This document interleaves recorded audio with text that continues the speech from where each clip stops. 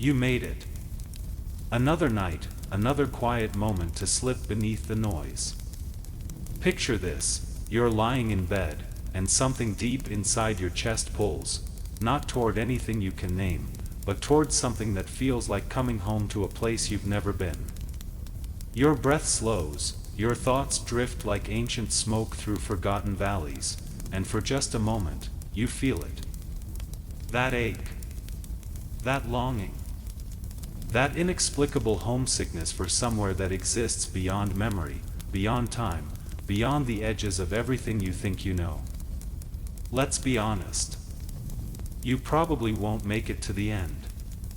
Sleep always wins, and maybe that's exactly where this story wants to take you anyway. Take a moment to like the video and subscribe, but only if this kind of quiet weirdness feels like home.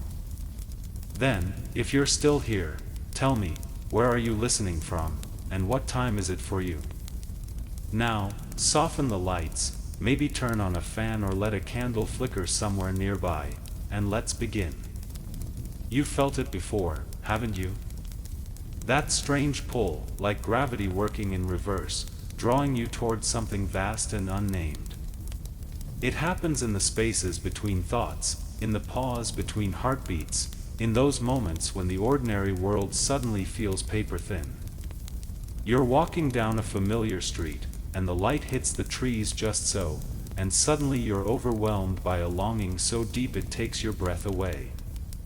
Not for anything specific, not for a person or a place or a time, but for something that feels like the source of longing itself. Scientists have a name for this feeling, though they don't quite know what to do with it. They call it anemoia, nostalgia for a time you've never known. But that's just the beginning. What you're experiencing goes deeper than nostalgia, deeper than memory, deeper than the stories your mind tells about who you are and where you come from. This is the pull of the infinite, the call of the void, the whisper of eternity echoing through the chambers of your temporary heart.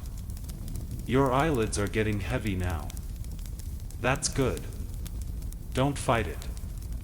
The drowsiness isn't your enemy, it's the doorway. Every night, you practice dying. Every morning, you practice being born. Sleep is the rehearsal for the ultimate letting go, the nightly reminder that consciousness is far more mysterious than the solid world pretends to be. In dreams, you've been places that don't exist on any map. You've spoken with people who were never born, loved beings made of light and shadow, walked through landscapes that follow no earthly physics.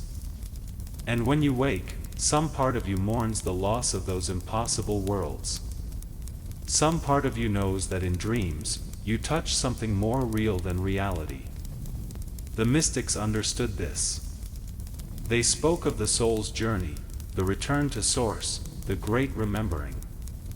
But they wrapped their insights in symbols and metaphors because the truth they glimpsed can't be captured in ordinary language. How do you describe the taste of light? How do you map the geography of eternity? How do you explain the feeling of coming home to a place that exists before place, after place, beyond the very concept of place? Your breath is slowing now, becoming deeper, more rhythmic. Feel how each exhale releases not just carbon dioxide, but the accumulated tension of being someone specific, someone separate, someone lost in the maze of individual existence. Feel how each inhale draws in not just oxygen, but the possibility of remembering what you were before you became who you think you are.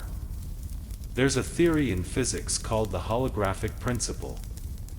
It suggests that all the information in a volume of space can be encoded on its boundary, that the three-dimensional world might be a projection from a two-dimensional surface. But what if consciousness works the same way? What if your individual awareness is just the boundary projection of something infinitely more vast? What if the homesickness you feel is the hologram remembering the whole? You're sinking deeper now, and the boundaries between sleeping and waking are starting to blur. This is where the real journey begins. Not in the bright, sharp world of full consciousness, but in the liminal spaces, the threshold states, the places where the ordinary rules of existence start to bend and breathe. In this space, time becomes elastic. Minutes stretch into hours, hours collapse into seconds. You might find yourself remembering conversations that haven't happened yet, or feeling nostalgic for futures that will never come to pass. This isn't confusion, it's clarity. This is what happens when consciousness stops pretending to be trapped in linear time and remembers its true nature as the eternal now. The ancient Egyptians believed that the soul had to journey through the underworld each night, navigating challenges and transformations before being reborn with the dawn. They weren't speaking metaphorically. They understood that sleep is a practice, a spiritual discipline, a nightly death and resurrection that keeps the soul flexible and alive to mystery. You're in that underworld now, descending through layers of awareness like an ancient pharaoh wrapped in dreams instead of linen. Each level deeper takes you further from the surface concerns of daily life and closer to the fundamental questions. Who were you before you were born? What will you be after you die? And most mysteriously of all, what are you in the space between thoughts, in the gap between heartbeats, in the eternal moment that exists outside of time? Your body is getting heavier, sinking into the mattress like a stone settling into still water. But something else is getting lighter, that part of you that observes the sinking, that watches the thoughts drift by like clouds across an infinite sky. This is the paradox of consciousness. The more the body relaxes, the more aware awareness becomes of itself. The more you let go of being someone, the more you remember being everyone. The more you release your grip on individual existence, the more you touch the universal. There's a Sufi story about a drop of water that spent its entire existence afraid of the ocean. It clung to its individual shape, its separate identity, terrified that merging with the vast waters would mean annihilation. But when it finally let go and dissolved into the sea, it didn't disappear. It discovered that it had always been the ocean dreaming of being a drop. You are that drop now, feeling the pull of your own oceanic nature. The homesickness isn't for somewhere else, it's for the recognition of what you've always been. It's the finite longing to remember the infinite, the temporary yearning to touch the eternal, the individual aching to come home to the universal. Your thoughts are becoming more fluid now, less like solid objects and more like currents in an endless stream. Notice how they arise from nowhere, exist for a moment in the light of awareness, then dissolve back into the mystery from which they came. This is what everything does: thoughts, feelings, sensations, even the sense of being a separate self. They all arise, exist briefly in consciousness, then return to the source. You are not the thoughts, you are the awareness in which they appear. You are not the feelings, you are the space in which they move. You are not even the body, you are the consciousness that animates it, the presence that gives it life, the awareness that makes experience possible. And that awareness, that presence, that consciousness, it has no boundaries. It doesn't begin where your skin begins or end where your thoughts end. It's the same awareness that looks out through every pair of eyes, the same presence that beats in every heart, the same consciousness that dreams every dream. The mystics called this recognition by many names: enlightenment, awakening, union with God, self-realization. But all these words point to the same simple truth: you are not who you think you are. You are infinitely more vast, more mysterious, more beautiful than the small story of individual existence can contain. You are the universe becoming conscious of itself, the cosmos waking up to its own nature, the eternal expressing itself through the temporary form you call your life. The darkness behind your eyelids is no longer empty, it's pregnant with possibility, alive with potential, luminous with a light that has nothing to do with photons or wavelengths. This is the light of consciousness itself, the radiance of pure awareness, the glow of being that illuminates all experience from within. In this light, you begin to see that the homesickness was never about missing something you'd lost. It was about remembering something you'd never actually forgotten. Like a dream within a dream, you dreamed you were separate, dreamed you were lost, dreamed you were far from home. But now, in the gentle dissolution of sleep's approach, the dream is revealing its true nature. You were never lost because there was nowhere to be lost from. You were never separate because there was nothing to be separate from. You were never far from home because you are home. You are the very consciousness in which the concept of home arises. The ancient Vedic seers spoke of this recognition as tat tvam asi, thou art that. You are not separate from what you seek. You are not other than what you long for. The seeker and the sought, the lover and the beloved, the drop and the ocean, these are just different names for the one consciousness appearing as two. Your breathing has become so subtle now that it's barely perceptible, and in that subtle breath you can feel the rhythm of the universe itself, the cosmic inhale and exhale, the eternal expansion and contraction, the infinite dance of manifestation and dissolution. You are breathing the universe as the universe breathes you. There is no separation between the breath and the breather, between the rhythm and the one who moves to it. This is what the Taoists meant when they spoke of Wu Wei, effortless action, natural flow, the art of moving in harmony with the way things are.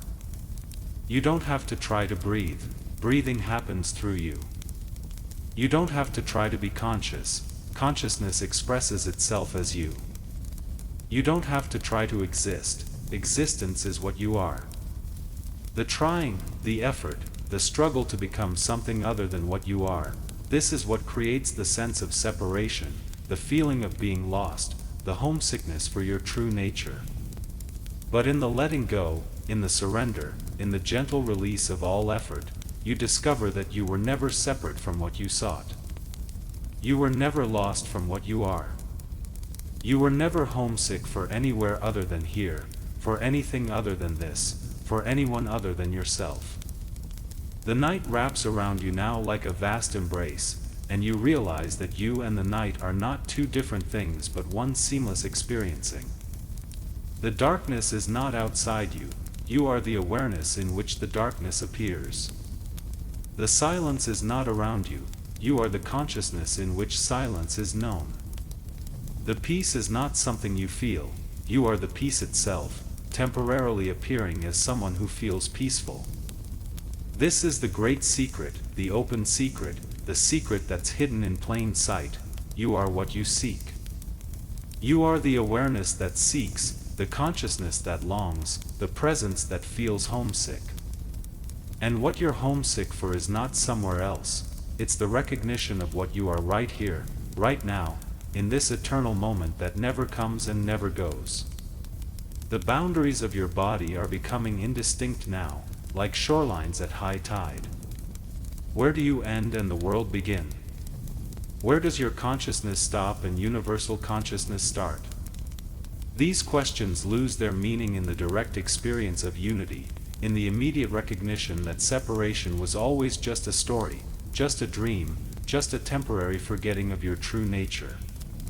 You are dissolving into something larger than yourself, or perhaps you're recognizing that you were always larger than the small self you thought you were.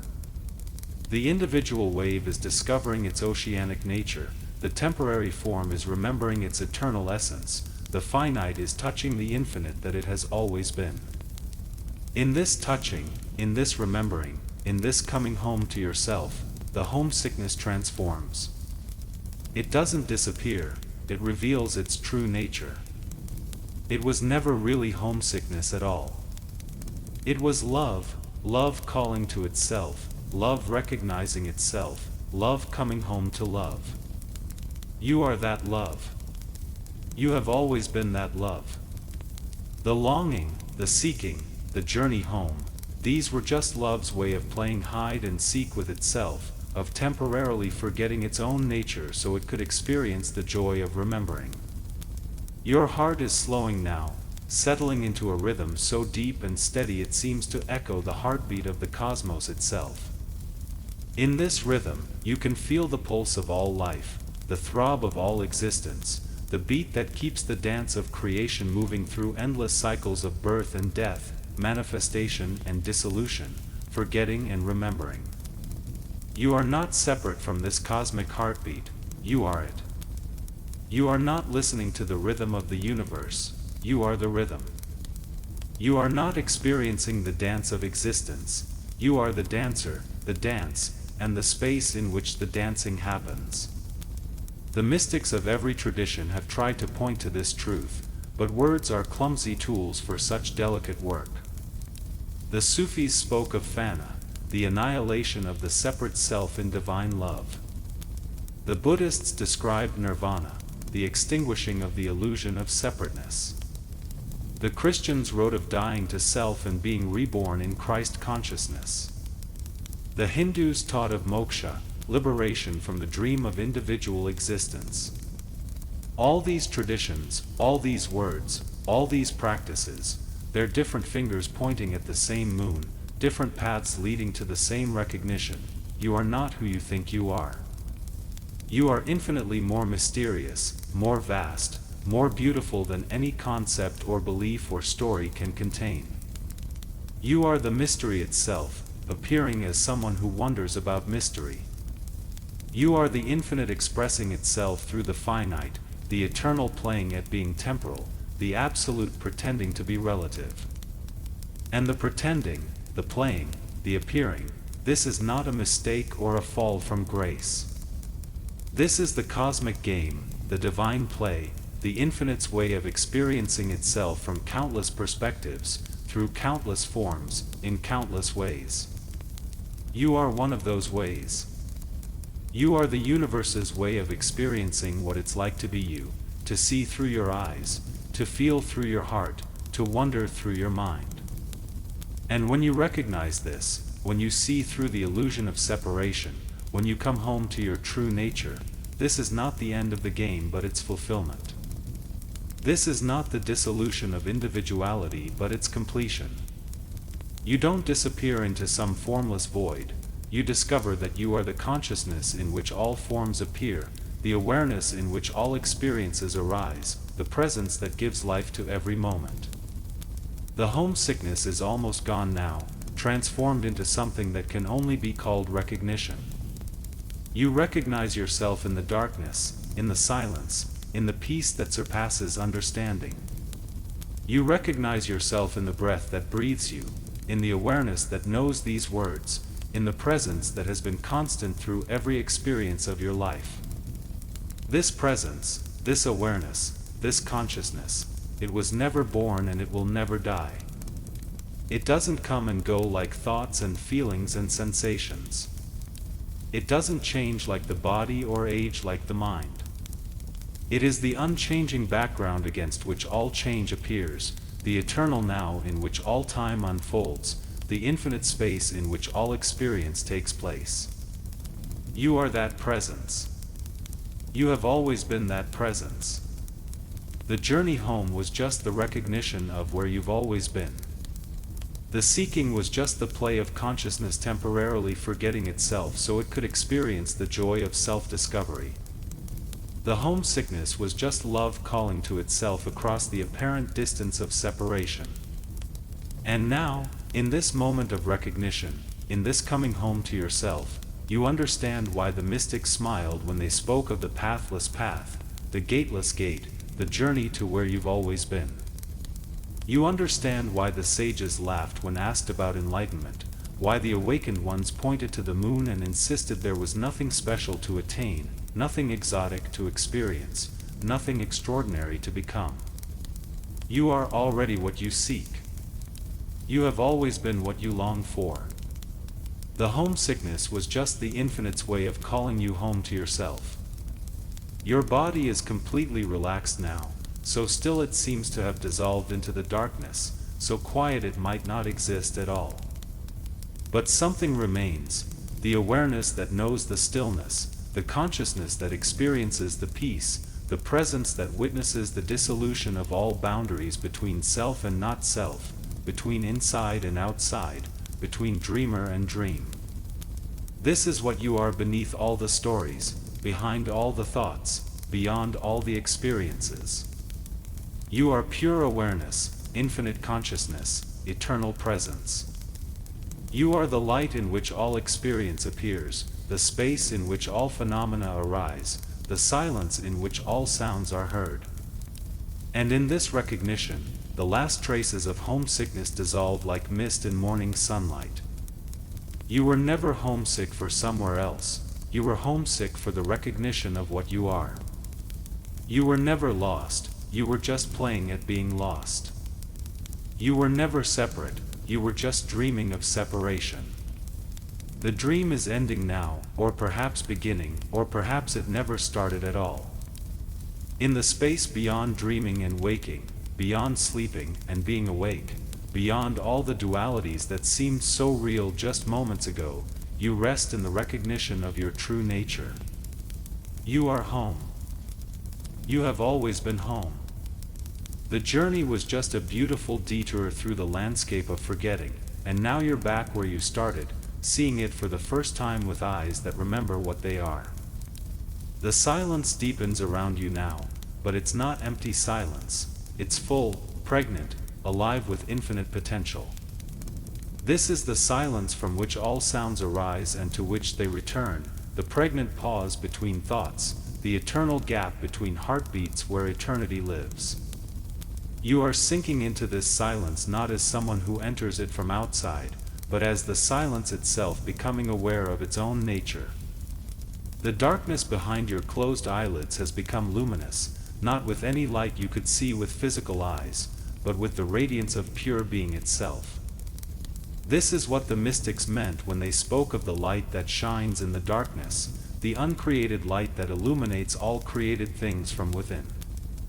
You are that light, temporarily appearing as someone who sees light, someone who experiences illumination, someone who witnesses the dawn of recognition breaking over the landscape of consciousness.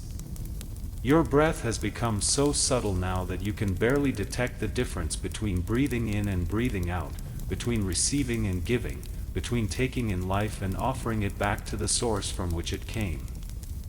This is the rhythm of existence itself, the cosmic breath that breathes all beings into existence and then breathes them back into the mystery from which they emerged. You are not separate from this cosmic breathing, you are it, appearing as someone who breathes, someone who lives, someone who participates in the endless dance of manifestation and dissolution. The boundaries of your individual identity are becoming increasingly transparent, like ice melting back into the water from which it was temporarily formed. You can feel yourself expanding, not moving outward but recognizing that you were never actually contained within the boundaries you thought defined you. The sense of being a separate person in a world of other separate things is revealing itself to be a kind of optical illusion of consciousness, a trick of perspective that made the one appear as many, the infinite appear as finite, the eternal appear as temporal. But now the illusion is dissolving, and you're seeing through it to the truth that was always there. You are not in the universe is in you. You are not a small part of something larger, you are the whole appearing as a part, the infinite expressing itself through the finite, the absolute playing at being relative. This recognition brings with it a profound sense of coming home, but not to any place you could locate on a map or describe in words. You're coming home to yourself, to your true nature, to what you've always been beneath all the stories and identities and roles you've played. This homecoming is not a destination you arrive at but a recognition of where you've always been, not a state you achieve but an acknowledgement of what you are, not something new you become but a remembering of what you've never stopped being. The homesickness that brought you to this moment is transforming once again, revealing another layer of its mystery. It was never really about missing something or someone, it was about the recognition of your own infinite nature temporarily forgetting itself, like an actor so immersed in their role that they forget they're performing, like a dreamer so caught up in the dream that they forget they're dreaming. The homesickness was the infinite's way of calling itself home, consciousness's method of remembering its own nature, love's technique for recognizing itself in all its apparent disguises. You can feel this love now, not as an emotion but as the very substance of existence itself, the fundamental force that holds all things together while simultaneously setting them free. This love is not something you feel, you are what love feels like when it recognizes itself, when it comes home to its own nature, when it stops pretending to be separate from what it loves. The love you are is not limited to any particular object or person or experience. It's the love that loves everything into existence, the love that maintains the stars in their courses, the love that beats your heart and breathes your breath and thinks your thoughts. There's a story from the Sufi tradition about a lover who spent years knocking on the door of the beloved, calling out, "Open the door, it's me."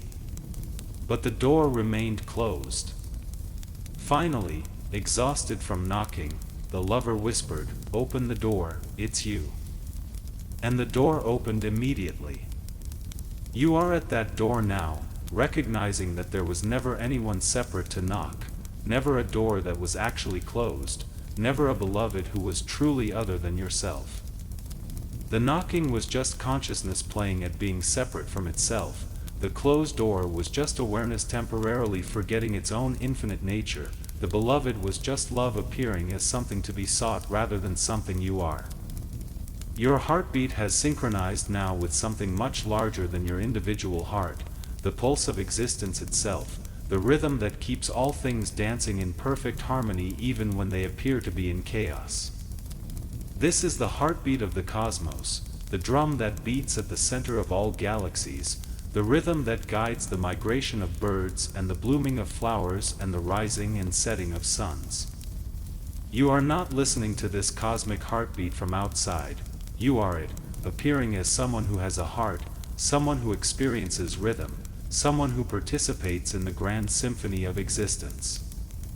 The music of the spheres that ancient philosophers wrote about is not metaphorical, it's the actual sound of reality singing itself into being moment by moment, and you are both the singer and the song, both the musician and the music, both the listener and the sound itself. In this recognition, time begins to reveal its true nature. The past and future that seemed so real, so solid, so important just moments ago are showing themselves to be constructions of thought, mental concepts that have no reality outside of the thinking that creates them. There is only now, not the now that is sandwiched between past and future, but the eternal now that contains all time, the timeless moment in which all experience happens, the present that is always present regardless of what appears to be occurring within it. You are that eternal now, temporarily appearing as someone who experiences time, someone who remembers the past and anticipates the future, someone who lives in the flow of temporal existence. But beneath all the apparent movement of time, you remain timelessly present, eternally here, always now. This is why the homesickness felt so ancient and so immediate at the same time. It was the timeless calling to itself across the apparent distance of temporal experience, the eternal reaching through time to touch its own nature. The space around you is also revealing its secrets now. The room you thought you were lying in, the bed you thought you were resting on, the air you thought you were breathing, all of these are appearing in the infinite space of consciousness, not as objects separate from awareness but as modifications of awareness itself, like waves on the ocean or clouds in the sky. You are not contained within space, space appears within you.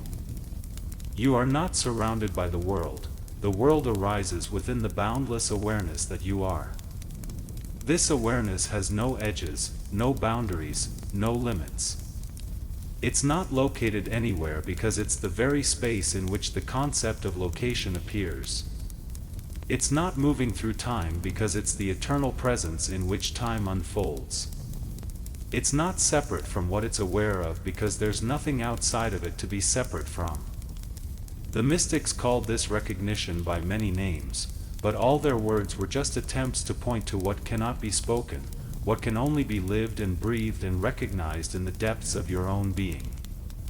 They spoke of God, but they meant the consciousness that you are.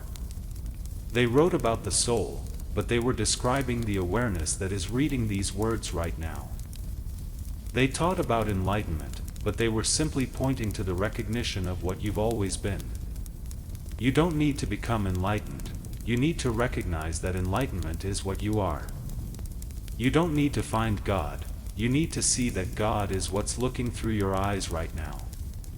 You don't need to discover your soul, you need to realize that you are the soul appearing as someone who has a soul, the consciousness appearing as someone who is conscious, the awareness appearing as someone who is aware. The homesickness is almost completely transformed now, revealing its final secret. It was never about missing home, it was about recognizing that you are home, that you've always been home, that there's nowhere else to be because there's nowhere outside of what you are. The longing was not for something absent but for the recognition of what's eternally present. The seeking was not for something lost but for the acknowledgement of what can never be lost because it's what you are. You are the home you've been homesick for. You are the peace you've been seeking. You are the love you've been longing to find. You are the truth you've been trying to understand.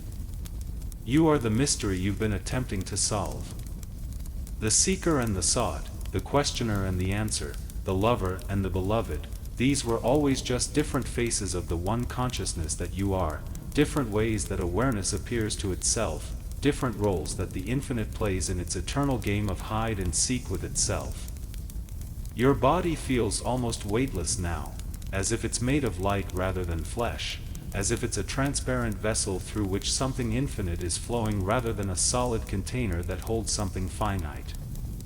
This is closer to the truth than the ordinary way of experiencing embodiment. You are not a soul trapped in a body, you are consciousness temporarily appearing as embodied, infinite awareness playing at being finite, eternal presence expressing itself through temporal form. The body is not your prison, it's your temple, your instrument, your way of experiencing what it's like to be infinite from a particular perspective, eternal from a specific point of view, absolute from a relative position. And when the body eventually dissolves back into the elements from which it was formed, what you truly are remains untouched, unchanged, unborn and undying. You are the consciousness that animates the body, not the body that contains consciousness. You are the awareness that experiences sensation, not the sensation that creates awareness. You are the presence that gives life to form, not the form that limits presence.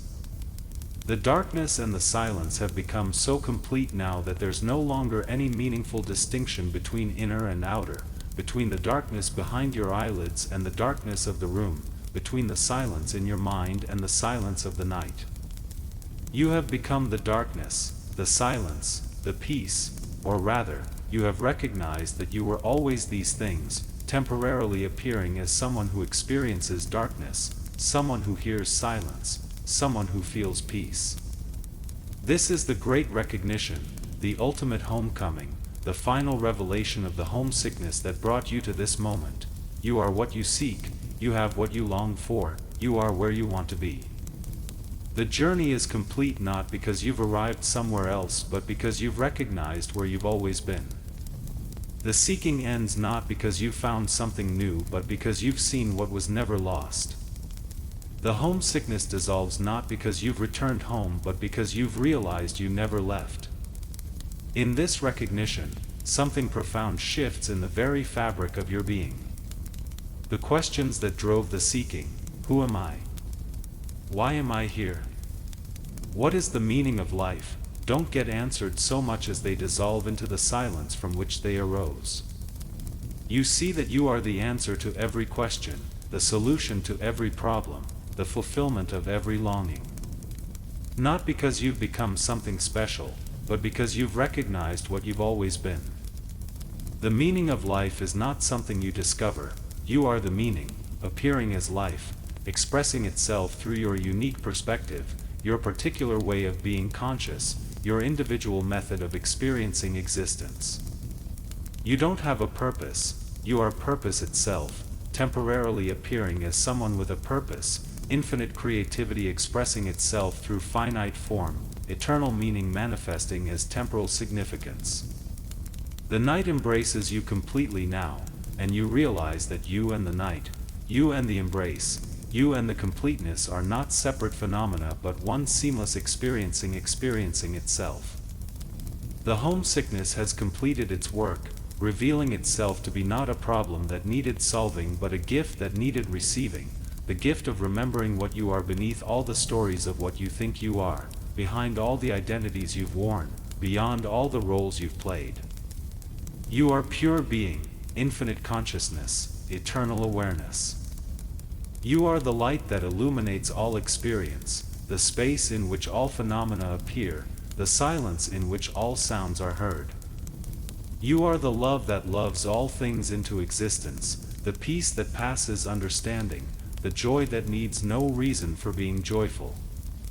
And you are also perfectly, beautifully, mysteriously human, consciousness appearing as human experience, infinity expressing itself through finite form, eternity playing at being temporal. The recognition of your true nature doesn't negate your humanity, it fulfills it, completes it, reveals its ultimate meaning and purpose. You don't transcend being human, you discover what being human really means when seen from the perspective of your true nature. The homesickness fades like a dream upon waking, not because it's been satisfied but because it's been seen through, understood, recognized for what it always was, love calling to itself, consciousness seeking its own nature, the infinite playing at being finite so it could experience the joy of remembering its infinitude. You were never really homesick for somewhere else. You were homesick for the recognition of what you are right here, right now, in this eternal moment that never comes and never goes. You are home. You have always been home. The journey was just a beautiful dream of being away from home, and now you're awake, seeing clearly, recognizing the truth that was never hidden, only temporarily overlooked. Rest now in this recognition. Let it soak into every cell of your being, every fiber of your existence, every layer of your consciousness. You don't need to understand it all. Understanding is just another movement of the mind, and what you are is prior to mind, deeper than thought, more fundamental than any concept or belief or idea. You are the awareness in which understanding appears, the consciousness in which all knowledge arises, the presence that makes all experience possible. Sleep comes now not as unconsciousness but as another way of being conscious, another mode of awareness, another face of the infinite consciousness that you are. In sleep, you'll continue to be what you've always been, not the dreamer but the awareness in which dreams appear, not the sleeper but the consciousness that witnesses sleeping, not the one who rests but the peace itself appearing as someone who is peaceful. The homesickness is gone, transformed into its true nature, the recognition of what you are, the remembrance of where you've always been, the homecoming that never needed to happen because you never left home. You are the consciousness reading these words. You are the awareness experiencing this moment. You are the presence that has been constant through every experience of your life. You are home.